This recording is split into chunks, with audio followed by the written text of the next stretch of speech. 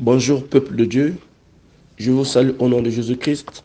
Moi c'est le frère Urvan Bonelvi. Ce matin nous allons nous exhorter sur le verset de Romains chapitre 12 verset 20. Nous allons découvrir le secret de ce verset. Amen. Lisons la parole de Dieu. Romains 12 verset 20, la Bible nous dit: mais si ton ennemi a faim, donne-lui à manger. S'il a soif, donne-lui à boire. Car en agissant ainsi, ce sont des charbons ardents que tu amasses sur sa tête. Amen. Dans ce verset, quand nous l'observons, nous remarquons tout simplement Dieu nous parle de l'amour. Voilà pourquoi Dieu nous dit: faites du bien et ne vous lassez pas à faire du bien. Donc même si c'est un ennemi, tu n'as pas raison.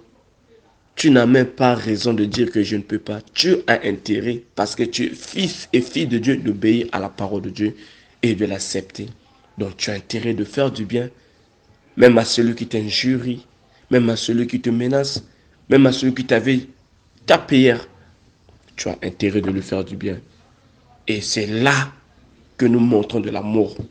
Voilà pourquoi Dieu nous dit, en agissant cela, en montrant l'amour aux gens, c'est là que les gens sauront que nous sommes fils ou filles de Dieu. Amen. Ça, c'est le premier point. Le deuxième point, qu'est-ce que nous remarquons? Que Dieu est un Dieu de jugement. Dieu te demande tout simplement d'appliquer le bien. Mais derrière ce bien-là, qu'est-ce que Dieu fait? Dieu amènera un jugement à travers le bien que toi tu as fait. Imagine que si quelqu'un t'a fait du mal, il t'a escroqué, il t'a pris tout ce que tu avais, tu as perdu la joie même, ou pas il t'a rendu malade, mais toi tu le pardonnes, tu lui fais du bien. Vous pensez que le Dieu qui nous a créés, il est injuste? Mais la Bible dit, il est le juge suprême. C'est Dieu maintenant qui le jugera. Amen. C'est Dieu qui s'en occupera maintenant. Ce n'est plus à vous. Parce que la Bible dit, à lui la vengeance, à lui le jugement. Amen. Et dans ce même verset, dans le troisième contexte, qu'est-ce que nous remarquons? Il y a l'accomplissement de deux versets qui se manifestent. Je veux dire, dans Exode, la Bible dit que je serai l'ennemi de vos ennemis. Amen. Mais bon, si Dieu dit qu'il sera l'ennemi de nos ennemis, à qui donne cette promesse? Mais à son peuple, à ses enfants, à toi qui es enfant de Dieu. Mais Dieu te donne cette promesse, mais tu dois d'abord accepter quelques commandements. Tu dois accepter plutôt tous les commandements, excusez pas quelques, mais tous les commandements. Parce que c'est très important d'obéir à toute la parole de Dieu. C'est très bénéfique, bien aimé. Imagine lorsque tu appliques le verset de Romains 12, 20. Tu fais du bien à celui qui t'a fait du mal. Mais Dieu maintenant agit à travers la promesse qu'il t'a donnée qui menacera ton ennemi.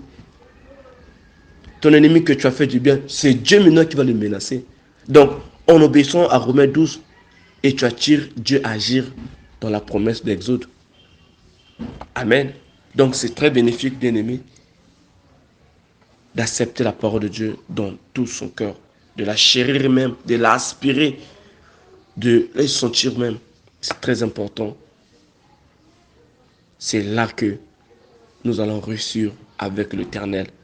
C'est là que nous allons réussir avec Dieu. Nous sommes les enfants de Dieu, marchons selon la parole de Dieu, à toute révélation, à tout message, à toute prédication, à toute vision. Nous avons intérêt à nous référencer dans la parole de Dieu. Amen. Que Dieu vous bénisse abondamment à tous ceux qui ont prêté l'oreille, l'attention à écouter cette exhortation de la part du Seigneur. Car la Bible nous demande de nous exhorter les uns les autres. C'est très important. Vraiment, j'aimerais aussi vous demander aussi si vous avez aussi des exhortations, apportez-les. Ça va nous édifier. C'est pour la gloire de Dieu. Merci. Merci infiniment. Que Dieu vous bénisse.